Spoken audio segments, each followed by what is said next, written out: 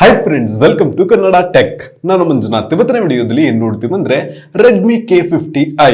So ನಾನು ಈ ಒಂದು ವಿಡಿಯೋ ಮಾಡುವಾಗ ಫೋನ್ ಲಾಂಚ್ ಆಗಿರಲಿಲ್ಲ. ಸೊ ನನ್ನ ಹತ್ರ ಲೀಕ್ಡ್ ಸ್ಪೆಸಿಫಿಕೇಶನ್ಸ್ ಮಾತ್ರ ಇತ್ತು. ಸೊ ಅದನ್ನ ಇಟ್ಕೊಂಡು ಈ ಒಂದು ಫೋನ್ ಅನ್ನ ನಾವು ತಗೊಬಹುದಾ ತಗೊಬಾರ್ದಾ ಅಂತ ತಿಳಿಸ್ಕೊಡ್ತೀನಿ. ಓಕೆ, ಸೊ ಯಾವ್ದಕ್ಕೆ ಈ ಒಂದು ಫೋನ್ ಲಾಯಕ್ಕಾಗಿದೆ ಅಂತಾನು ತಿಳಿಸ್ಕೊಡ್ತೀನಿ. ಸೊ ಫಸ್ಟ್ ಇದರ ಸ್ಪೆಸಿಫಿಕೇಶನ್ಸ್ ಅನ್ನ ನೋಡ್ಕೊಳ್ಳೋಣ. ಇದರಲ್ಲಿ ನಮಗೆ 6.6 inch full HD plus LCD panel ಇರುವ ಡಿಸ್ಪ್ಲೇ ಅನ್ನ ಕೊಡ್ತಿದ್ದಾರೆ. ಇದರಲ್ಲಿ ನಮಗೆ 144 ಹರ್ಟ್ಸ್ ನ ರಿಫ್ರೆಶ್ ರೇಟ್ ಅನ್ನ ಕೊಡ್ತಿದ್ದಾರೆ.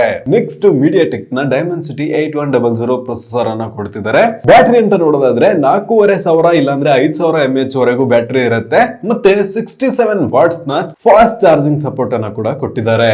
ಬ್ಯಾಕ್ ಸೈಡ್ ನೋಡೋದಾದ್ರೆ ನಮಗೆ 64 ಮೆಗಾ ಪಿಕ್ಸೆಲ್ ನ ಕ್ಯಾಮೆರಾನ ನೋಡ್ಕೊಬಹುದು. ಫ್ರಂಟ್ ನಮಗೆ 16 ಮೆಗಾ ಪಿಕ್ಸೆಲ್ ನ ಕ್ಯಾಮೆರಾನ ಕೊಡ್ತಿದ್ದಾರೆ. MIUI 13 ನ ಜೊತೆಗೆ ಬರ್ತಾ ಇದೆ Android 12 ನ ಬೇಸ್ ನಲ್ಲಿ. ಮತ್ತೆ ಸ್ಟೋರೇಜ್ ವೇರಿಯಂಟ್ ಅಂತ ನೋಡೋದಾದ್ರೆ 6GB RAM 128GB ಸ್ಟೋರೇಜ್, ಅದೊಂದು 25,000 ರೇಂಜ್ ಅಲ್ಲಿ ಬರುತ್ತೆ. ಮತ್ತೆ 8GB RAM 256GB ಸ್ಟೋರೇಜ್, ಅದೊಂದು 27-30 ಆ ಒಂದು ರೇಂಜ್ ಅಲ್ಲಿ ಬರುತ್ತೆ. ಫೈನಲ್ ಆಗಿ ಈ ಒಂದು ಫೋನ್ ಅನ್ನ ತಗೊಳ್ಬಹುದಾ ತಗೊಂಬಾರ್ದಾ ಅದನ್ನ ನೀವೇ ಡಿಸೈಡ್ ಮಾಡ್ತೀರಾ. ಹೇಗೆ ಅಂತ ನೋಡೋದಾದ್ರೆ ಫಸ್ಟ್ ಇದರ ಒಂದು ಡಿಸ್ಪ್ಲೇ ಅಂತ ನೋಡೋದಾದ್ರೆ ನಮಗೆ LCD ಪ್ಯಾನಲ್ ಅನ್ನ ಕೊಡ್ತಿದ್ದಾರೆ. ಸೊ ಓಕೆ, ಇದು 144 ಹರ್ಟ್ಸ್ ನ ಒಂದು ರಿಫ್ರೆಶ್ ರೇಟ್ ಅನ್ನ ಹೊಂದಿದೆ. ಮತ್ತೆ FFS ಡಿಸ್ಪ್ಲೇ ಟೆಕ್ನಾಲಜಿಯನ್ನ ತಂದಿದ್ದಾರೆ. ಫುಲ್ ವ್ಯೂ ಆಂಗಲ್ ಇರುತ್ತೆ, ಎಲ್ಲದೂ ಓಕೆ. ಬಟ್ ಈಗಿನ ಜನರೇಷನ್ ಎಕ್ಸ್ಪೆಕ್ಟ್ ಮಾಡ್ತಾ ಇರೋದು AMOLED ಡಿಸ್ಪ್ಲೇ ಇದ್ರೆ ಇನ್ನೂ ಚೆನ್ನಾಗಿರುತ್ತೆ ಅಂತ. ಬಟ್ ಈ ಒಂದು ಪ್ರೈಸ್ ರೇಂಜ್ ಗೆ AMOLED ಡಿಸ್ಪ್ಲೇ ಕೊಟ್ಟಿದ್ರೆ ಇನ್ನೂ ತುಂಬಾ ಚೆನ್ನಾಗಿರ್ತಾ ಇತ್ತು. ಬಟ್ ಇದನ್ನ ಕಡಿಮೆ ಮಾಡ್ಕೊಂಡು ಇವರು LCD ಡಿಸ್ಪ್ಲೇ ನ ಕೊಡ್ತಿದ್ದಾರೆ. ಸೊ ಡಿಸ್ಪ್ಲೇ ಕ್ವಾಲಿಟಿ ಒಂದ್ ಮಟ್ಟಿಗೆ ಓಕೆ ಅಂತಾನೆ ಹೇಳಬಹುದು.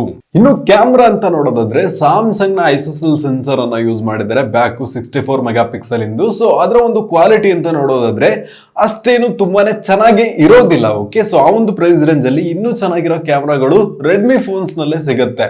ಆದ್ರೆ ಈ ಒಂದು ಫೋನ್ ನಲ್ಲಿ ಒಳ್ಳೆ ಕ್ಯಾಮ್ರಾನ ನಾವು ಎಕ್ಸ್ಪೆಕ್ಟ್ ಮಾಡಕ್ಕೆ ಸಾಧ್ಯ ಇಲ್ಲ. ಇನ್ನು ಫ್ರಂಟ್ ಕ್ಯಾಮ್ರಾ ಅಂತ ನೋಡೋದಾದ್ರೆ 16 ಮೆಗಾ ಪಿಕ್ಸೆಲ್ ನ ಕ್ಯಾಮ್ರಾನ ಕೊಟ್ಟಿದ್ದಾರೆ. ಸೊ ಅದು ಕೂಡ ಓಕೆ ಅಂತಾನೆ ಹೇಳ್ಬಹುದು.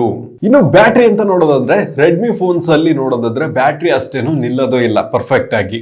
ಸೊ ನಮಗೆ ಆಲ್ಮೋಸ್ಟ್ ಒಂದು ದಿನವನ್ನ ಸಾಗಾಣಿಕೆ ಮಾಡಬಹುದು. ಇನ್ನು 67 ವಾಟ್ಸ್ ನ ಫಾಸ್ಟ್ ಚಾರ್ಜಿಂಗ್ ಅನ್ನ ಕೊಟ್ಟಿದ್ದಾರೆ. ಸೊ ನಮಗೆ ಅರ್ಧ ಗಂಟೆಯಲ್ಲೇ ಫುಲ್ ಚಾರ್ಜ್ ಮಾಡ್ಕೊಂಡು ಹೋಗ್ತಾನೆ ಇರಬಹುದು. ಇನ್ನು ನೆಕ್ಸ್ಟ್ ಸ್ಟೋರೇಜ್ ವೇರಿಯಂಟ್ ಮತ್ತು ಪ್ರೈಸ್ ಅಂತ ನೋಡೋದಾದ್ರೆ ಓಕೆ, ಈ ಒಂದು ರೇಂಜ್ ನಲ್ಲಿ ಈ ಒಂದು ಪ್ರೈಸ್ ಅನ್ನ ಕೊಡಬಹುದು. ಪ್ರೊಸೆಸರ್ ಅನ್ನ ಕಂಪೇರ್ ಮಾಡುವಾಗ ಹೇಗೆ ಅಂತ ನೋಡೋದಾದ್ರೆ ಈ ಒಂದು MediaTek ನ Dimensity 8100 ಪ್ರೊಸೆಸರ್ ಏನಿದೆ, ಇದು ಒಂದು ಪವರ್ಫುಲ್ ಗೇಮಿಂಗ್ ಪ್ರೊಸೆಸರ್ ಅಂತಾನೆ ಹೇಳಬಹುದು. ಸೊ ಈ ಒಂದು ಪ್ರೈಸ್ ರೇಂಜ್ ಅಲ್ಲಿ ನೀವೇನಾದ್ರೂ ಒಂದು ಬೆಸ್ಟ್ ಗೇಮಿಂಗ್ ಫೋನ್ ಅನ್ನ ತಗೋಬೇಕು ಅಂದ್ರೆ ಈ ಒಂದು ಫೋನ್ ಅನ್ನ ತಗೋಬಹುದು. ಯಾಕೆ ಅಂತ ನೋಡೋದಾದ್ರೆ ನಿಮಗೆ ಡಿಸ್ಪ್ಲೇ ನಲ್ಲಿ 144 ಹರ್ಟ್ಸ್ ನ ಒಂದು ರಿಫ್ರೆಶ್ ರೇಟ್ ಅನ್ನ ಕೊಡ್ತಿದ್ದಾರೆ. ಮತ್ತೆ ಒಳ್ಳೆ ಒಂದು ಗೇಮಿಂಗ್ ಪ್ರೊಸೆಸರ್ Snapdragon 888 ಅಷ್ಟು ಇದು ಒಂದು ಪರ್ಫಾರ್ಮೆನ್ಸ್ ಅನ್ನ ಕೊಡುತ್ತೆ. ಹಾಗೂ ಈ ಒಂದು ಫೋನ್ ನಲ್ಲಿ ನಮಗೆ ಲಿಕ್ವಿಡ್ ಕೂಲ್ ಟೆಕ್ನಾಲಜಿ 2.0 ಅನ್ನ ಕೊಡ್ತಿದ್ದಾರೆ. ಸೊ ಇದು ಕೂಡ ಒಂದು ಬೆಸ್ಟ್ ವಿಷಯ ಆಗಿದೆ. ಓವರ್ ಆಲ್ ನೋಡೋದಾದ್ರೆ ಈ ಒಂದು 25,000 27,000 ರೇಂಜ್ ನಲ್ಲಿ ಪವರ್ಫುಲ್ ಗೇಮಿಂಗ್ ಫೋನ್ ಬೇಕು ಅಂದ್ರೆ ಈ ಒಂದು ಫೋನ್ ಅನ್ನ ತಗೊಬಹುದು. ಗೇಮಿಂಗ್ ಗೋಸ್ಕರ ಮಾತ್ರ ತಗೊಳ್ತೀರಾ ಅಂದ್ರೆ ಈ ಒಂದು ಫೋನ್ ಅನ್ನ ತಗೊಳಕ್ಕೆ ನಾನು ಸಜೆಸ್ಟ್ ಮಾಡ್ತೀನಿ. ಸೊ ಅದನ್ನ ಬಿಟ್ಟು ಬೇರೆ ಎಕ್ಸ್ಟ್ರಾ ಏನಕ್ಕೂ ನಾನು ಇದನ್ನ ಸಜೆಸ್ಟ್ ಮಾಡೋದಿಲ್ಲ. ಹಾಗೂ ಇದರಲ್ಲಿ ನಮಗೆ 12 ಬ್ಯಾಂಡ್ಸ್ ನ 5G ಸಪೋರ್ಟ್ ಅನ್ನ ಕೊಟ್ಟಿದ್ದಾರೆ. ಅದರಲ್ಲಿ ನಮ್ಮ ಭಾರತದಲ್ಲಿ ಜಿಯೋ 5G ಕೂಡ ಈ ಒಂದು ಫೋನ್ ನಲ್ಲಿ ಟೆಸ್ಟ್ ಮಾಡಿದ್ದಾರೆ. ಸೊ ಇದಿಷ್ಟು ಈ ಒಂದು ಫೋನ್ ನ ಬಗ್ಗೆ ಇರುವ ಒಂದು ಮಾಹಿತಿ.